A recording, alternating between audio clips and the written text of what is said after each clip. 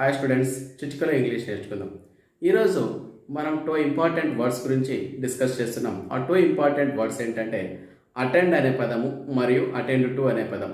మీలో చాలామందికి అటెండ్ అనే పదం తెలుసు. అటెండ్ అంటే అర్థం ఏంటంటే హాజరవటం. షీ అటెండెడ్ ద మీటింగ్ అంటే అర్థం ఏంటి? ఆమె మీటింగ్కు హాజరైంది అని అర్థం. కానీ అటెండ్ టు అనే పదం ఉందని, ఆ పదానికి వేరే మీనింగ్ ఉందని చాలామందికి తెలియక అటెండ్ వాడాల్సిన చోట అటెండ్ టు అనే పదాన్ని వాడుతున్నారు. అటెండ్ టు అంటే అర్థం ఏంటండి అంటే డీల్ అని అర్థం. ఎగ్జాంపుల్ చూడండి, the nurse attended to the patients needs అంటే అర్థం ఏంటండి?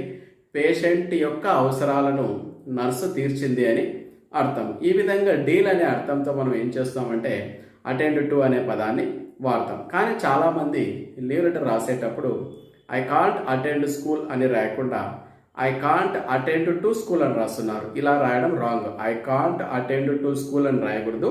ఐ కాంట్ అటెండ్ స్కూల్ అని రాయాలి. ఇప్పుడు మీకు పూర్తిగా ఈ రెండు పదాలకు ఉన్నటువంటి డిఫరెన్స్ తెలిసిందనుకుంటాం. కాబట్టి ఖచ్చితంగా ఈ వీడియోకి ఒక లైక్ వేసుకోండి, మీ ఫ్రెండ్స్కు షేర్ చేసుకోండి. మనం మళ్ళీ నెక్స్ట్ వీడియోలో కలుద్దాం. Until then, bye bye. This is your English Vijay. Keep smiling, keep learning.